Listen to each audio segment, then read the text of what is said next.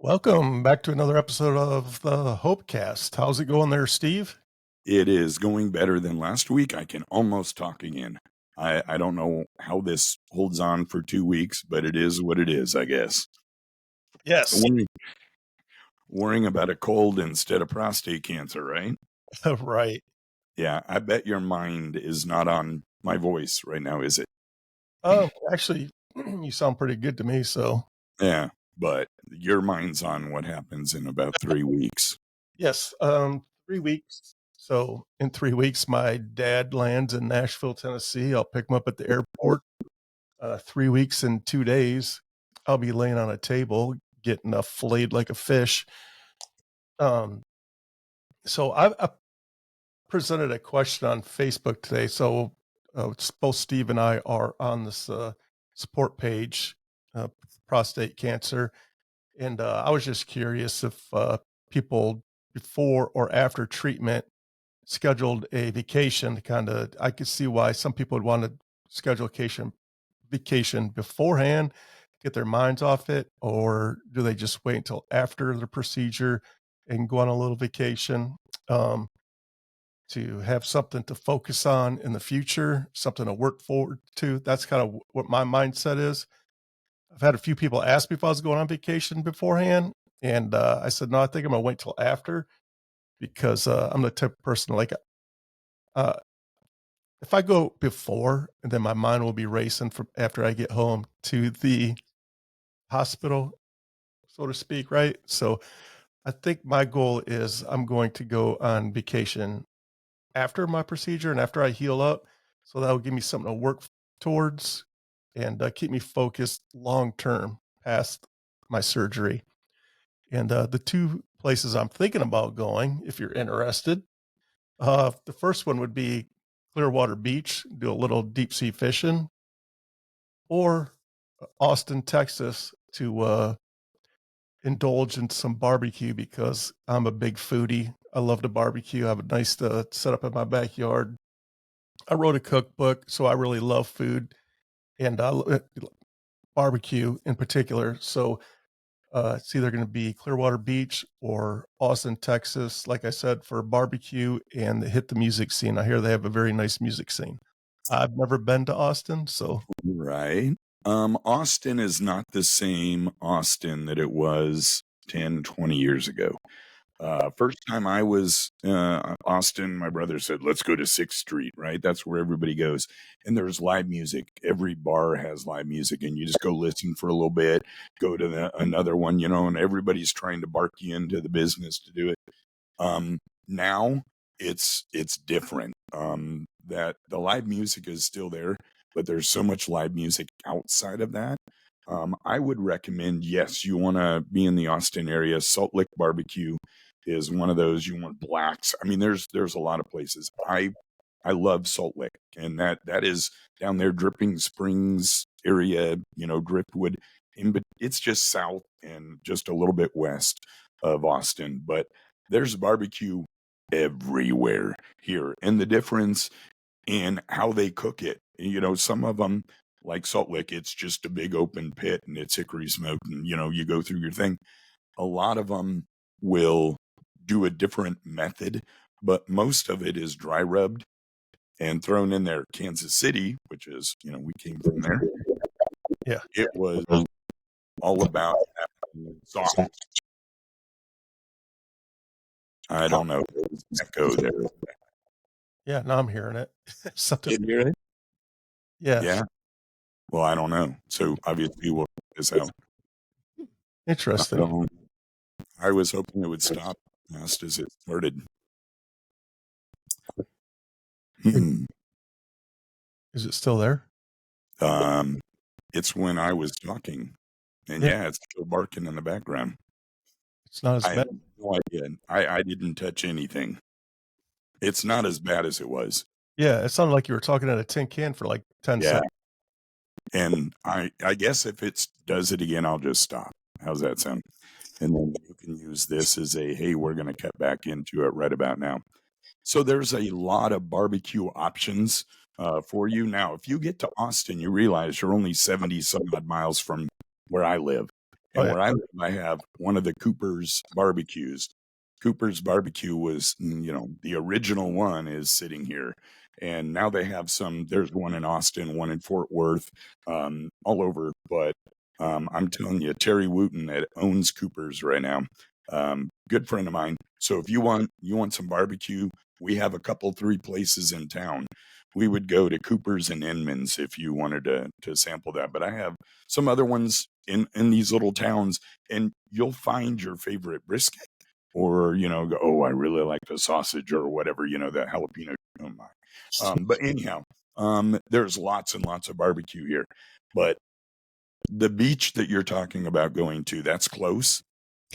It would be about like a 10-hour drive from me. I'm just outside of Nashville, so Right.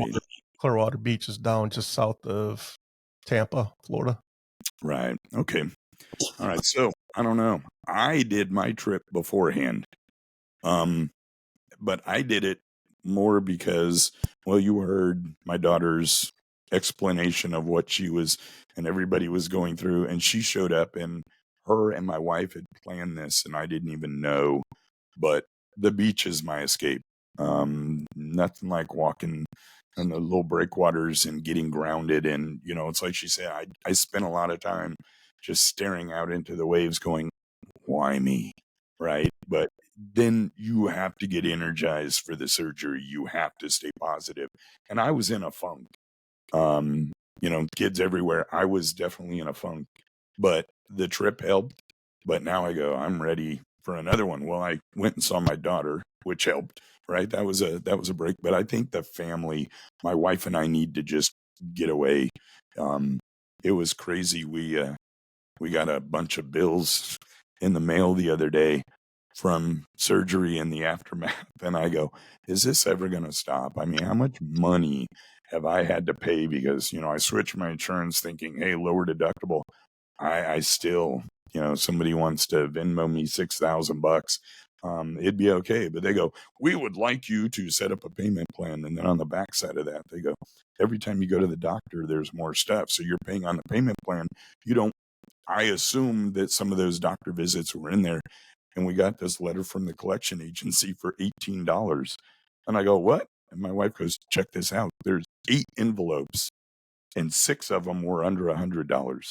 And she goes, what are they doing? And I said, they're taking all those appointments on the backside. This is ridiculous. So now you have to reinvest into the payment plan. And I go, I can't do this. You guys have, bled me dry at this point. You're going to have to wait until I can give you the money. It'll happen. But so anyhow, I'm doing that, making the payments and then doing extra stuff now. But the trip, I think afterwards, depending on how long you wait, because there's going to be things that are going to happen, right? Yeah. You know the catheter's there, and then on the backside of that, incontinence is a thing. You don't want to be traveling 10 hours if you're stopping every half hour to use a restroom, or honey, I have a Depends on. No, you don't want to do that either, right? So it's something you're going to have to make sure, and you won't have those answers till after surgery. And your surgery is going to be perfect. They're going to go in. You'll come out with your 5 little scars that are kind of cool for a little bit, and your little bag buddy. And then on the backside, you get that released. You're going to go, I'm back to normal. And that's what you focus on. Then you go, remember, now what? And we go back to our really cool conversations that we had, because we both need some help through this. She was trying to help me through it last time, but it's the emotional support. You need that. The physical support, professional support, it's all part of it. But yours is 3 weeks away. Where are you at in your headspace? Yeah, like still, I don't know if I'm in denial or whatever, but I'm not as frightened as what I expect to be. I've never had major surgery where I've been put out. The only time I've ever been put out is for my colonoscopy, and that was easy. That's like 2 seconds, boom, boom, and they just Light sedation. there. Yeah. So I've never had surgery. I mean, the only time I did have surgery is when those, cut on my leg, but no, Yeah. know anything. But other than that, I had a hernia fixed, but I was a baby, so I don't even know. So all the unknowns, like I just don't know. Right. But the good thing about this is the doctors are trained to do this. They do quite a few of these. Um, and mine didn't really get there till that last week. In the last week, it's real. When you start going into single digit days, it's real. When you go, that's 2 days from now, it's real. But at that point, you have to use all the tools you have to go, I have to do it, Yeah. you know? Um, but you mentioned the support page. Have you been noticing anything on there? There's a lot of scared people, but other than that, Yeah, so I kinda stay away from to be honest with you, because, there's a there's a lot of doom and gloom. Like, there's a lot of, people with high, um, Gleason and stage 4 and, so and so just my dad just found out, and, it's like doom and gloom, like, his PSA was 5,000, and, like, it's like the end of the earth for these people, it seems like, you know what I'm saying? So, right, I kinda, I mean, I hate to sound like disrespectful. I feel for these people, right? But right, I'm trying to keep my head in a right spot. I'm being selfish right now. right. Well, you know what? You aren't being selfish. You're doing what you need to do to be healthy and just be healthy. Yeah, That site is not, and like when I first got on there, a year ago, I'm scared. I'm one of the guys that you see now that go, I just got diagnosed. I'm scared. What do I do? And I yeah, go, listen, share your stories with us. And I posted something today, inviting people to share their stories with us because I think that will create more questions and we're going to be going. But, you know, educating yourself on all of this, which you've done, is that awesome first step. Um, Now it's, preparing for appointments and maintaining your routine as much as you can. Um, but I'm all for 2 vacations. If you can do it, do two. The first one could just be you and your wife getting away, driving for 2 hours and stopping and yeah. just going, you know what? They have a something festival. Let's go check it out. Something to get you out of the norm, just to break that thing where you guys can talk. And I know it seems like that's all you talk about, Right. but is there a point where you go, I don't want to talk about it, and she does? Or you want to talk about it and you feel like she's heard enough of it? So, we don't really talk about it a lot. I think, it's kinda like the ostrich, right? Just stick your head in the sand and maybe it'll go away. Right. But, we'll just talk about logistics and stuff like that. I don't really talk about past the surgery, be honest with you, so Right. So, do you talk about where you're at emotionally during all of this? not really. That's the military, isn't it? Yeah. No, everyone that I know, they go, no, that emotional stuff you have to keep under wraps. Yeah, Yes, but this is something that you have to seek the knowledge and you have to get everything you can because how do you know who's telling you the truth? And that doom and gloom that you're talking about on this silly thing, I've said this before and I need to keep saying it is the people that have gone through this and haven't had any issues, they go away. yeah, they're not there. Yeah, they're not there.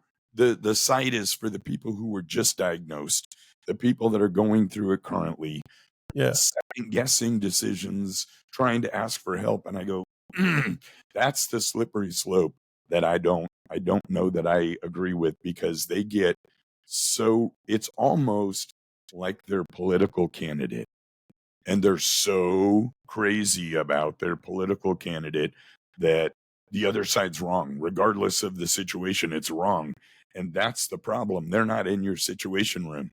They aren't dealing with what you're dealing with. I confused myself today because I went back. It had been quite a while since I read through my pathology report that I got on the backside of surgery, right? Where they actually get in there and they started talking about variants. These genes have mutated, and this one is breast cancer, and this one is, well, breast cancer. If your mom had breast cancer, you have a chance of getting prostate cancer. I go, what are the chances of us developing breast cancer? I don't know. It's one of those things. I never even really thought about it. I know Right. Peter Criss. Remember Kiss, the band back in the day? Yeah. Peter Criss had breast cancer. A lot of guys have breast cancer, but it's talked about less than prostate cancer. And it's one of those things you need to figure out. But I was floored. There were 2 messages that I had not even thought about.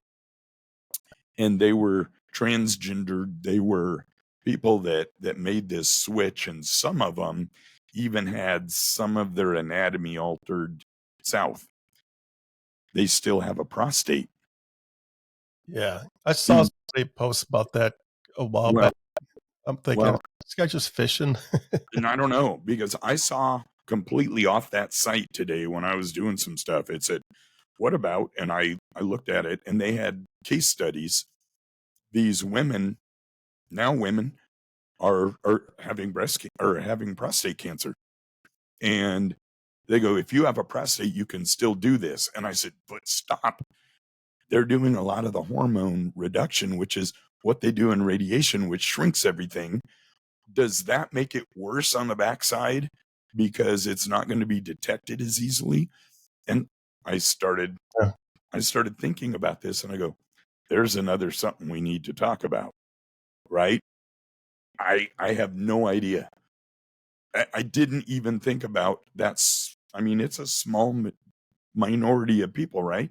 Yeah. But it's they're dealing with it, and I go, we talked about us versus children trying to deal with it. Now I'm thinking, can you imagine them dealing with this and the emotional roller coaster that they're going on above and beyond what we're dealing with? And I go, wait a minute, it's the same thing, but yet it got a little confusing. And I, like you, thought the person was just going, hey, I want attention. Somebody do that. You can never tell. But then when I saw these other case studies, I went, wow, that was a real deal, maybe. Or they read that and they wanted to just be that. I don't know. But you get the same people, and you and I mentioned it. They may not even have prostate cancer on that site. You don't know. But when you read the stories of the wives that are going through it, and they are so scared, and they go, my husband wants to give up. He doesn't want any treatment. What do I do? How do I convince him? And hopefully when the dust settles, you'll be able to work through this. Go talk to somebody.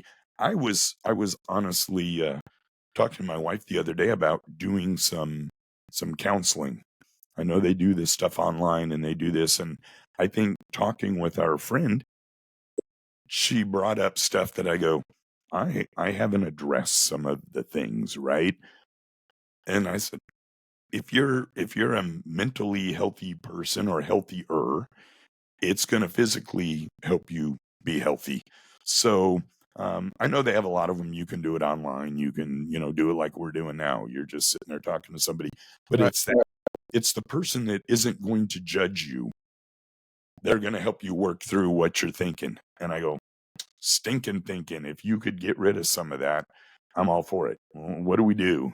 Because I'm doing more research now because of the fact that we're doing this, right? I don't want to give bad information, and if we do something silly, I want to be able to correct it. And it's scary with the things I was looking at with the mutations, and it says this is with advanced, this is with you have a better chance, you have, and I go, close that. I don't need that right now. But I go, that's the real thing that happens right now, right? And so for all of the people that we've invited to show up here, or if you know of anyone that's going through this, or their loved one is going through it, or you want to be more educated because you had breast cancer and you're worried about your children. So is your son it's okay to be worried. That's what parents do, and we do that really well. We worry. And I worry now because my sons and I go, get that baseline PSA. PSA, PSA, PSA. People are sick of me, but I'm gonna have what's your PSA? I need a shirt. And maybe we have a shirt that says, what's your PSA? Because if people go, oh my gosh, I was at the airport coming back and there was this lady and I noticed she was like this and she was shaking. And I go, ma'am, she was trying to catch a flight to get to Budapest to meet her daughter. And she was in like first class, or they bumped her flight. And I said, look, if I give up my ticket, is she guaranteed to get it?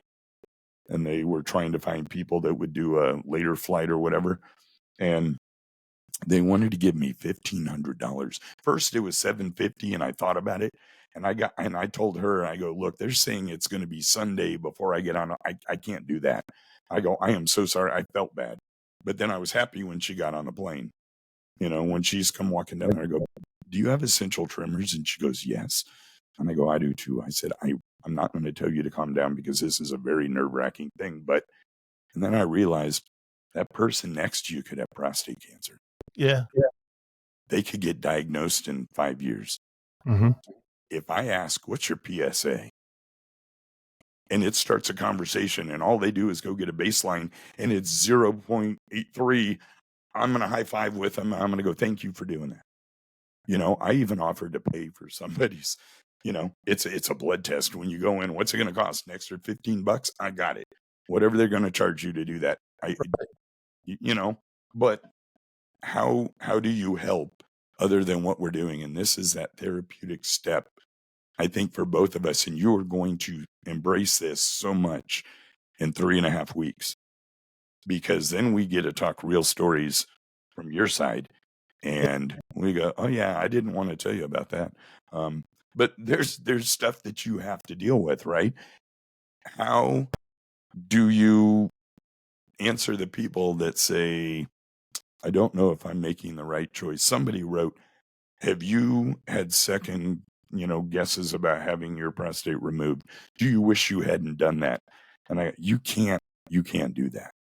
You can't say, I wonder what if you went the other direction and you have a colostomy bag now? You have a different side effect that you didn't realize that you were going to have.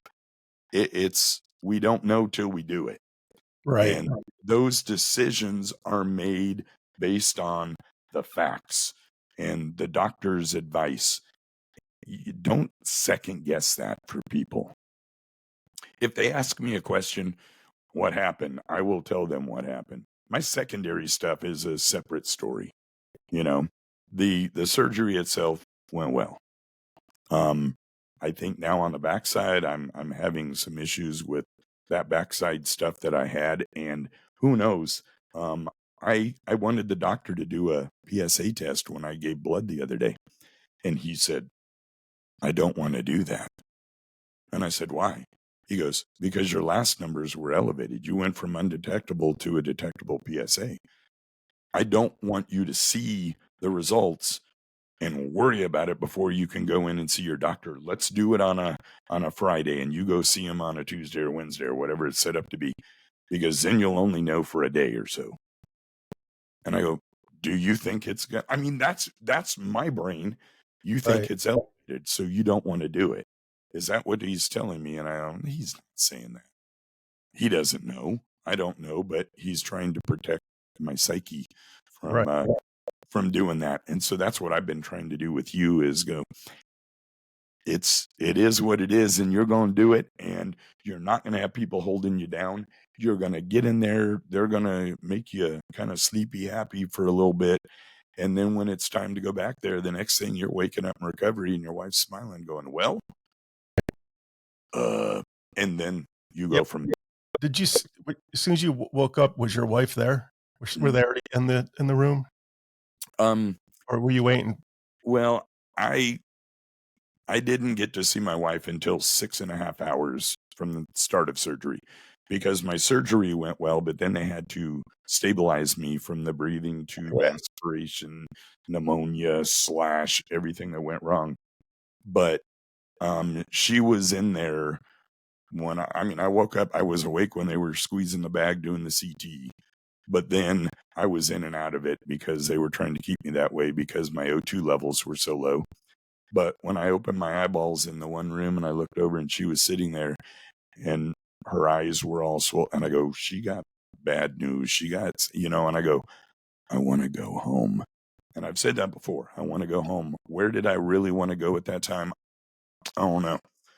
That'd be a coin flip on where my brain was at that point. Yeah. But I said, I'm going to get sick. And I threw up a thing of blood and I go, I'm sick. Something is bad wrong, right? I just needed to be gone. And my wife said, that's the problem. When they asked what you wanted, what is your goal? You said, I want to go home. When I was in the hospital the second time, I said, I want to get better. And she said, if you would have said that before, I said, I would have been 2 hours from home. And what would the results be? Why would it be different? They thought I was good. And then I started running the fevers and doing all that. So she was there, but she got scared because it was taking too long. And they said there was a complication. And she's all, what do you mean a complication? Said, well, you're going to see him in about a half hour. And it was like an hour and a half or some such nonsense after that when they finally brought her back. And she goes, your O2 levels were like at 60 something.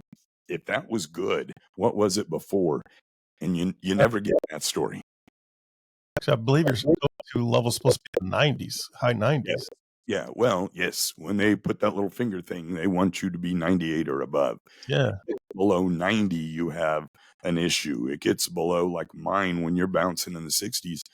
That means you could do brain damage. You could do, depending on how long you're there.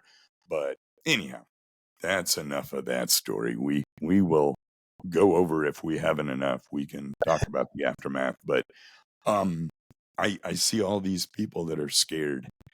And I mean, what's the first thing you do? I mean, we said educate yourself, and you need to.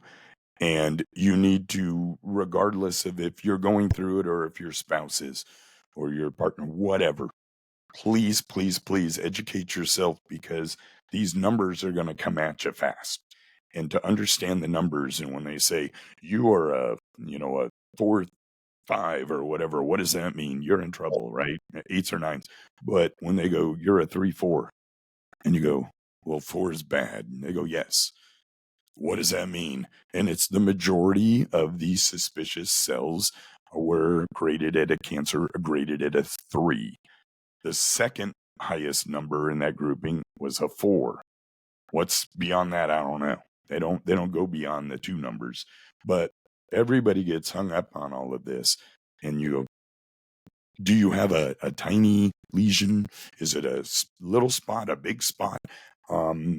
You did the, I don't know. I didn't get to have your test, right? I did the bone scan, and I kind of wish I had had your test, but then it makes me, would I have done anything different? And the answer is no. Regardless of the fact that if it was outside of the margins and it was unless that PET scan says it's everywhere, right? They're going to do the same thing. I had that large mass. Get it out of me, right? That's my thing. It can't hurt me anymore than it already has if it's not there. And they go, what if there's something left over? There is outside of the margin, right? But I can't worry about that all the time. That's why I said, give me the PSA test, because it's now in my brain. I see it on the calendar, and I want to know, but at the same time, I don't, because they go, now you're going to go through all the hormone stuff and you're going to do radiation, however many days, 28 days, where you're driving every day to do that. And I don't know. There's enough changes with your body, and you go, I just feel weak. I feel this. I feel that. Everybody's different. It's like the medication. Everyone reacts differently. That's why you have all those weird side effects that they have to list, right? The percentage was there. But when you're in this, it's real. And if you educate yourself, you're there. And that helps you. And my daughter said, my dad was able to help me with the questions and concerns because he did it. Well, your doctors are the ones that are going to answer those questions that you have so you can pass it on. Again, record your doctor's appointment. When he walks in on your phone, voice record it because you're not going to remember everything.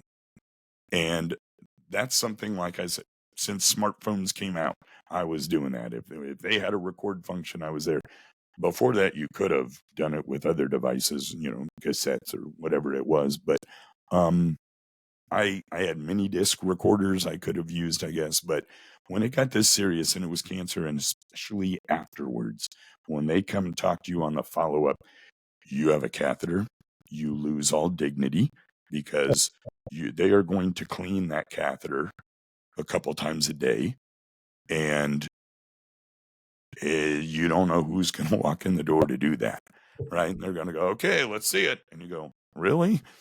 And on the site, everybody goes, wait a minute. I woke up and I'm in pain. I'm missing things. I'm swollen. There's blood. There's this, there's all of those things are like real that can happen, right? But if you find somebody that's been through it that can talk you through the thing, and you go, all right, the only thing that's going to be bad is if I see that little nurse that I thought was like 14 years old, that she had to learn how to clean the catheter and had to do it by herself the next day. That was day 1 and day 2 of her career. And she had to deal with me. And I go, I am so sorry. What do you do? Most people on the site, they're scared of a few things in common. They want to know if they're ever going to be able to have sex again. They're going to know if they have to wear a diaper forever, or, the whole, am I going to have sex, and is everything going to work? And if it works, what's it like? What's going to happen? And you go, oh, did you have nerves spared? And it can take up to a year to rebuild those nerve functions and stuff. And you go, you know what? I don't care about that right now. I care about living. I'm alive. It's time for the next step. What's the next step? Healing, getting better, and just monitoring stuff. But if you don't educate yourself, you can't educate the people that are going to be there to support you. So please, please, please do that. Your daily activities, transportation to your appointments, your medication management, household chores, the stress that you're going to have that you need to figure out, allowing your loved ones to focus on your recovery. You've been the fixer your whole life. You were in the military. That's your job, damn it. Right? You have a problem, you solve it. And then they go, you knucklehead, why'd you do it that way? And go, you told me to solve it. That worked. They go, hey, let me show you how to do it. Fine. What if you find a way that's better than their way, right? You never know. So what would you do if I wasn't here to answer your question? Then let's try that. But now you're going to have to be on the let people take care of you. And that's a hard one to swallow. That was one that was hard for me. I go, why do these people in the community care enough to send me gift certificates and cards to go to restaurants so my wife doesn't have to cook? Why are they coming over here and mowing my yard? I can mow it. My wife goes, you can't. I go, well, and then you stop and realize, okay, you have to put all that aside and say these people are helping. And like she said, this is something that they're doing for them to help you, right? They're doing it for you, but they're also doing it for them. And you understand that, and you have to accept it. And so those are those little things, tidbits I wanted to throw at you to go, hey, if you've got all that lined up and you're only 15 minutes away from the hospital, your wife's going to be there with you the whole time. Kids are going to come in and play tiddlywinks or whatever they're going to do with you. It's a waiting game, but everybody's scared, man. And I've been thinking about you. I have it in my calendar. I know when it's going to come up.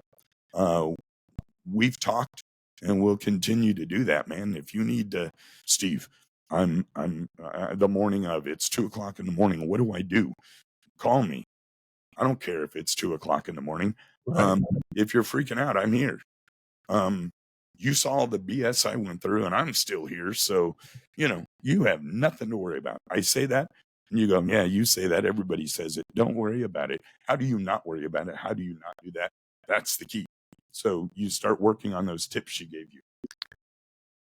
Yeah, I have been doing that. So the date that's was been in my head for the last since I found out my surgery date was April 1st, which is tomorrow, because because in my head, as soon as I'm in the month of my surgery, that's when it's going to start kicking in. You know what I'm saying? So Oh I, yeah, that's what it tomo- did.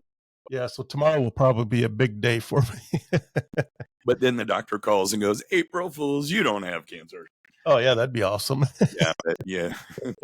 That's one of those expectations that probably aren't going to come to fruition. So Right. we'll just accept that one. But no, it will. And like I said, at any time, I know we're doing this, but at any time you need to talk, call me.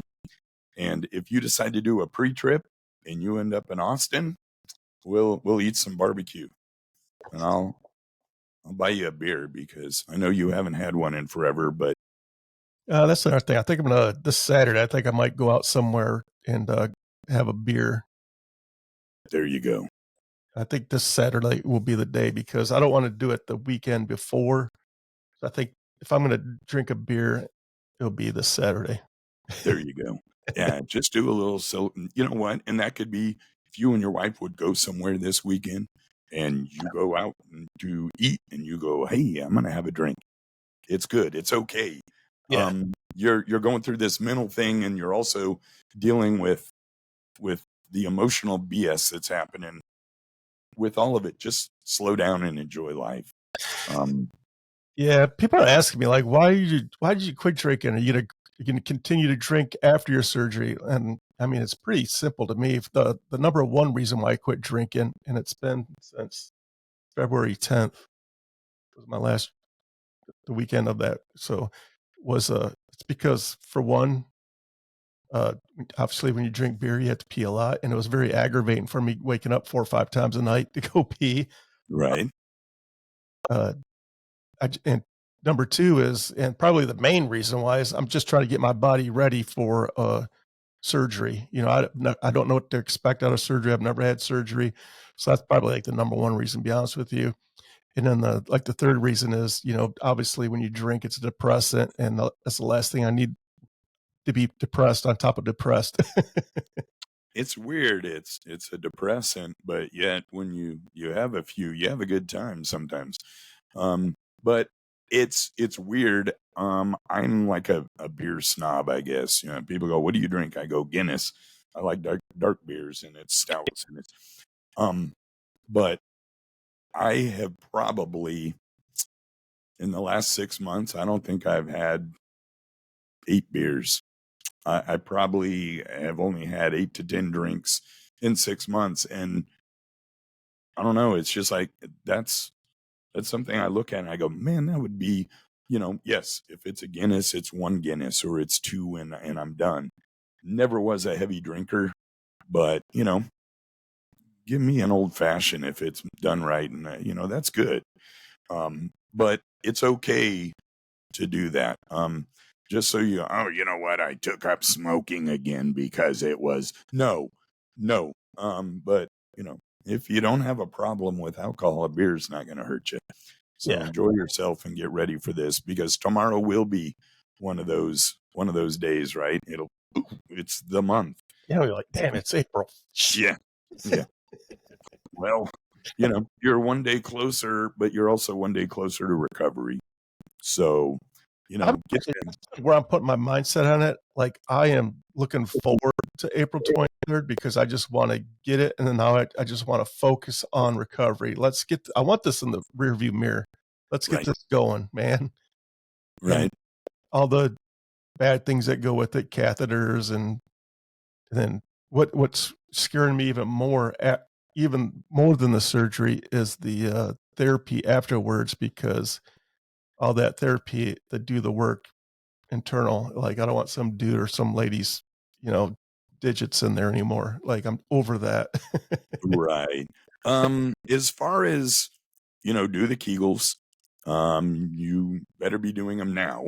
Yeah. Um, And there's some great, and for anyone else out there that's going, how do I know if I'm doing them right? There are some great YouTube videos where Mhm. they will demonstrate how to do it, what you'll feel, and you go, okay, that's it. I've been doing it right. I'm good. Um, I didn't have any issues. The catheter came out, and you go, am I going to leak everywhere? And she goes, nope, you're going to train your brain where you don't. And I'm all, got it. And you still do the pads on the bed, and you still have the stupid pads when you're running around because you sit too long. You go, oh, I need to go. When you stand up, could be a problem. So you set your watch. Don't go over 2 hours in between trips to the bathroom. In the beginning, all of those things. But those are just things. The pain is nothing like I thought it was going to be. But then again, how do I know with everything that happened, right? That Yeah. was the least of my worries at that point. But um, I'm not too the, worried about pain, man. I feel like I have a high pain tolerance. I think I can work through that, but, it's just if the unknown stuff. you doing that leg thing that you did in the military, your pain tolerance is high. Don't worry about that one. Also, that military thing where get it out of your mind. You have ways to think around that. Yeah, I have ways to shut my brain off here and turn it on over here, so I'll be good there. I think you need to share that technique with people. Oh, man, It's like falling asleep in the foxhole. How do you do that? How do you get your body to go to sleep? I know, but as far as getting the brain to shut down, my wife goes, how do you do it? And I said, my brain puts everything in compartments like a song. I can separate the instruments in my brain while I'm listening. I go, did you hear that little bass run right there? And she goes, what are you talking about? I'll back it up. She goes, what are you talking about? And I go, okay, I quit. Musicians can do that. You learned take that fear and put it in a box and yeah, concentrate on the now.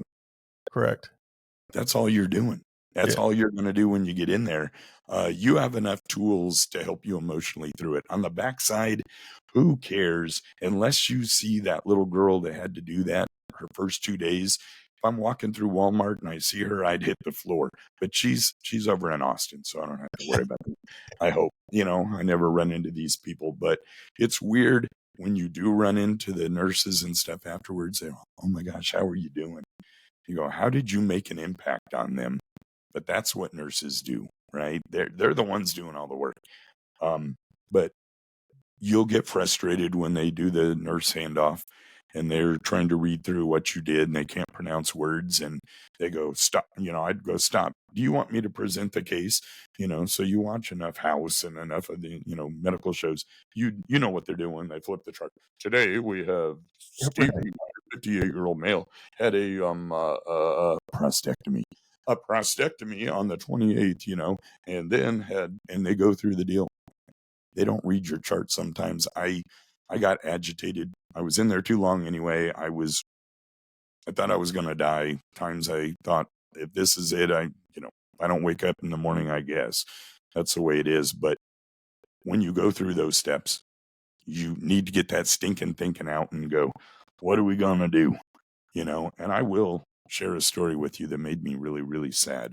I was in the hospital for the second time and I was going through it, had the port for the one abscess, started getting sick again. And they were trying to go, you have another port issue that we're going to have to put in or whatever. We think you may have another abscess. We're going to do this.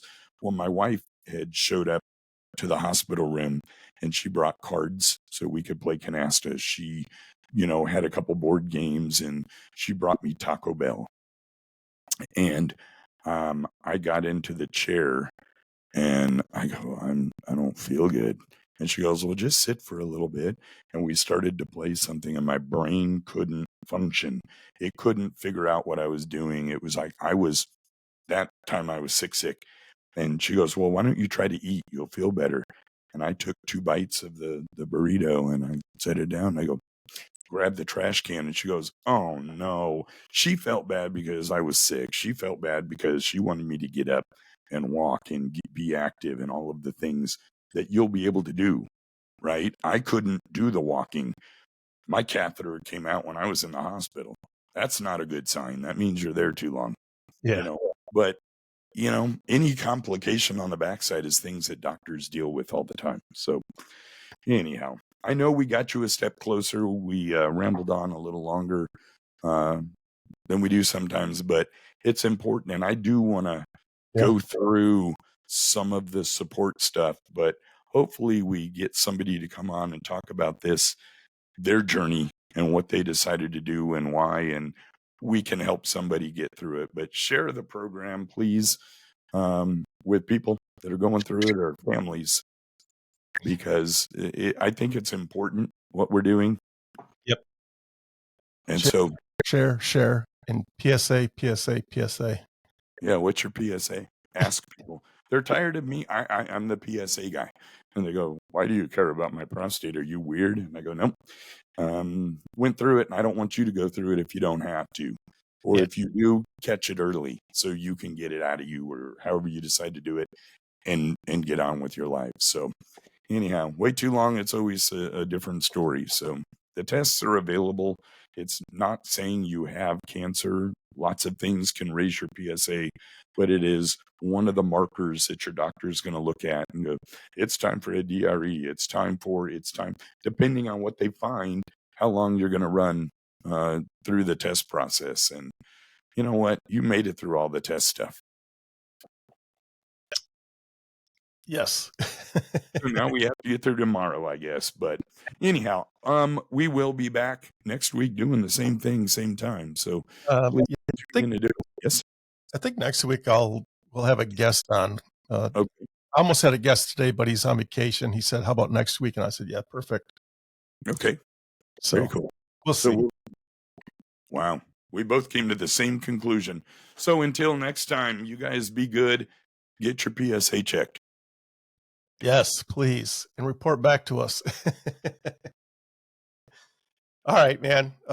Till next week. Peace.